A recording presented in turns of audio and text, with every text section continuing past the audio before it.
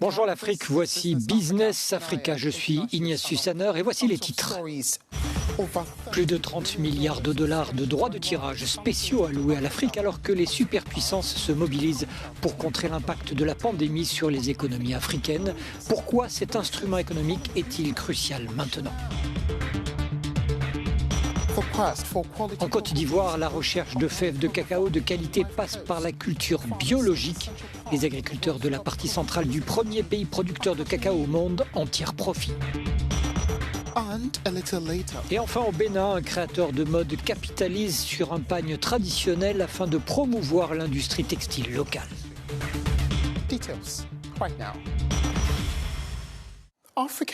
Les économies africaines recherchent des droits de tirage spéciaux nécessaires pour se remettre de l'impact de la pandémie. Les DTS représentent un panier de 5 devises fortes. Les analystes estiment que cet instrument économique offre un soutien financier important à toute l'Afrique. Le continent ne devrait recevoir que 6,4% de l'allocation proposée de 650 milliards de dollars. De plus en plus souvent, les pays les plus riches appellent à faire don de leur part respective vers les pays à faible revenu. L'Afrique a besoin de 285 milliards de dollars d'ici à 2025 pour tenter de relancer son économie frappée de manière accrue par le coronavirus. Parmi les pistes évoquées à Paris lors du sommet sur le financement des économies du continent figurent les droits de tirage spéciaux initiés par le Fonds monétaire international il y a 52 ans. Cette planche à billets, utilisée avec parcimonie, donne aux pays membres la possibilité de tirer de liquidités afin de compléter leur balance de paiement.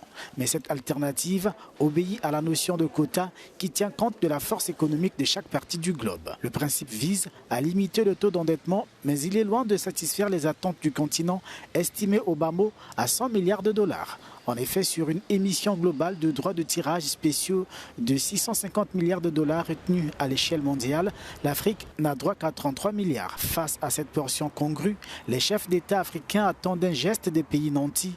Ces États dits riches devraient reverser leur part de DTS à l'Afrique en guise de solidarité. Thomas Melonio est directeur exécutif de la recherche et de l'innovation au sein de l'Agence française de développement. Il nous rejoint depuis Paris. Merci de nous rejoindre. Quels sont les droits de tirage spéciaux et pourquoi sont-ils actuellement importants pour les économies africaines ?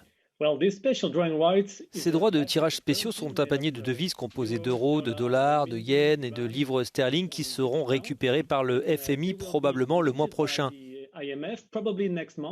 Le conseil d'administration du FMI devra prendre une décision à ce sujet. Cela signifie beaucoup d'actifs de réserve en perspective pour les banques centrales en Afrique. Il s'agit donc d'une arme très puissante pour les économies africaines pour se défendre d'éventuelles attaques contre leur monnaie. Cela montre le rôle primordial que peuvent jouer les droits de tirage spéciaux. Si 650 milliards de dollars de DTS sont émis, cela signifie 34 milliards de dollars pour les économies africaines. C'est donc un gros montant et j'espère que cela sera utile au continent. Ces DTS peuvent être soit utilisés comme monnaie de réserve pour stabiliser les monnaies nationales, soit convertis en devises plus fortes pour financer les investissements, pour aider les économies africaines à se remettre du choc de la Covid-19. Lesquels des deux est le plus nécessaire ?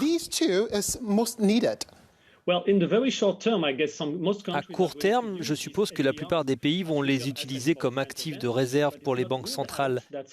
Mais il n'est pas exclu que certains pays les utilisent pour les convertir en devises fortes afin de financer des investissements. Comme vous le savez, 50% de la dette africaine est due à des créanciers étrangers. Donc ce DTS pourrait être utilisé pour réduire le besoin de dette extérieure, ce qui est une bonne chose en soi. 650 milliards de dollars de DTS ont été réservés au niveau mondial. Le continent reçoit 33 milliards de dollars pour une population d'environ 1,4 milliard de personnes. Le problème est que ce n'est pas un gros morceau. avec des appels aux nations plus riches de faire un don de leur part respective. Quel sera le résultat à moyen terme? Vous avez raison de dire que 34 milliards représente un gros chiffre, bien sûr, mais ce n'est pas suffisant pour couvrir les besoins de l'Afrique. Le FMI a estimé que la crise actuelle coûterait 285 milliards jusqu'en 2025. Donc il y a encore du chemin à parcourir entre 34 milliards d'un côté et 285 milliards de l'autre. C'est pourquoi il y a un vrai débat sur le prêt de DTS des États-Unis, de l'Europe, du Japon, de la Chine aux pays africains. Parce que les États-Unis ou l'Europe, par exemple, n'ont pas nécessairement besoin des DTS. Actuellement, ils peuvent emprunter à des taux très favorables en euros ou en dollars. Ils pourraient donc prêter ces DTS au FMI qui pourrait à nouveau les proposer aux pays africains. La semaine dernière, le président Macron a ouvert la voie à un tel système qui pourrait permettre à l'Afrique de bénéficier non pas de 34 milliards, mais peut-être de 100 milliards de dollars grâce à cette allocation et aux prêts de DTS. Ce n'est pas encore validé, il faudra donc que cela soit débattu et accepté par les pays développés, mais il y a de fortes chances que nous atteignions un chiffre plus important que les 34 milliards. À terme, les économies africaines doivent s'autofinancer en mobilisant les recettes intérieures par le biais des impôts. En outre, de nombreux Africains ont des dépôts et ces dépôts doivent être convertis en investissements par le système financier. Il faut donc développer les systèmes financiers africains pour que l'Afrique puisse financer son propre développement. Merci, ce fut un plaisir de vous avoir au sein de ce programme. Thomas Melogno est directeur exécutif en charge de la recherche de l'innovation au sein de l'Agence française de développement à Paris. Un passage progressif à la production de fèves biologiques dans la partie centrale de la Côte d'Ivoire. C'est un moyen sûr d'obtenir des fèves de qualité et de meilleur prix. L'appétit mondial pour les produits éthiques pousse les producteurs de cacao loin des produits issus de l'industrie chimique conventionnelle utilisés pour fertiliser les sols et tuer les ravageurs. Ce label biologique offre un label plus élevé aux agriculteurs locaux et peut-être un pas hors du seuil de pauvreté. En Côte d'Ivoire, l'agriculture biologique du cacao est en plein essor. Alors que la production intensive subit un coup dur après une deuxième chute des prix consécutive en 2 ans, les producteurs de cacao bio ont le vent en poupe. La certification du processus et la garantie de traçabilité ont été essentielles pour gagner de la confiance de consommateurs qui sont prêts à payer plus cher un produit présentant une qualité et des valeurs éthiques. Ils sont désormais 280 à peu près. Cette année, on va acheter 200 tonnes chez eux. Ils sont passés en bio. Ils ont un cacao de très bonne qualité qui est reconnu à l'international. La Côte d'Ivoire produit 2 millions de tonnes de cacao par an, soit l'équivalent de plus de 40% du marché mondial. Si le chocolat biologique ne représente que 8% du marché national, il connaît une croissance de 18% par an. Une aubaine pour la société coopérative de Bandama. Et quand nous sommes lancés, nous avons vu l'importance de pouvoir faire le bio et on a vu ce que le bio nous a fait jusqu'au jour d'aujourd'hui. Au départ, j'avais un vélo. Aujourd'hui, j'ai pu construire, j'ai une moto. Il y a eu changement dans ma vie, j'ai pu quand même scolariser mes enfants comme il se doit. Donc ça veut dire que le bio, vraiment, c'est une bonne chose. La coopérative reçoit 1850 francs CFA par kilo de cacao, dont 1350 francs qui vont aux producteurs, soit le double du prix officiel du cacao non biologique. Ce prix garantit pour une période de 3 ans une assurance bienvenue par rapport à un marché conventionnel en dents de scie. L'industrie textile au Bénin est sous-développée, raison pour laquelle la nation ouest-africaine a lancé une campagne afin de promouvoir le port de tissus locaux. Nous sommes à Cotonou et ce afin de rencontrer un créateur de mode. Elvira Aplogan utilise un pagne béninois traditionnel tissé à la main dans l'espoir de dynamiser l'industrie textile. Au Bénin, les entreprises locales tentent de séduire plus de consommateurs et profitent du regain d'intérêt pour les produits locaux.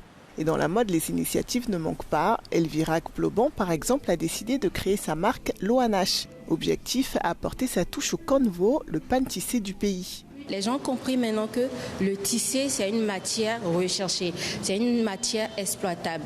Et nous travaillons à rendre notre matière, notre tissé, le tissé l'ONH, plus souple, plus maniable et facile d'usage quotidien. Mon grand souhait, c'est que le Bénin ait son véritable label. Parce qu'il ne sert à rien d'avoir du coton chez nous, mais d'aller prendre des intrants ailleurs. Elvira a installé sa propre unité de production de pagnes tissées. Pour chaque collection, au moins 54 rouleaux de 25 mètres de pagnes sont produits, ainsi que 300 pièces de vêtements chaque trimestre. Parmi les acheteurs, on compte des amoureux du pagne, mais aussi des professionnels de la mode. Après finition des tissus, quand je les trouve dans la boutique l'ONH, ça me donne du joie au cœur. Parce que je regarde et je dis, est-ce que c'est moi-même qui a fait sortir tout ça là à l'aide de l'ONH? Donc, j'ai de la potentialité et je ne savais pas. Quand on tisse à la main, c'est fait manuellement, on met du soin, en fait, vous voyez. Donc, c'est ça surtout, en fait, qui est la particularité. Il faut encourager, en fait, cette initiative, quoi. Bien que l'engouement autour du pagne tissé béninois soit de plus en plus grand, le pays ne possède pas encore une véritable industrie textile. Voilà, c'est fini pour Business Africa. Vous pouvez faire partie du programme via nos différentes plateformes. Suivez-moi sur Twitter @IgnatiusAnor. Rendez-vous également sur africanews.com pour tout le programme et plus encore. Merci de nous avoir suivis et au revoir.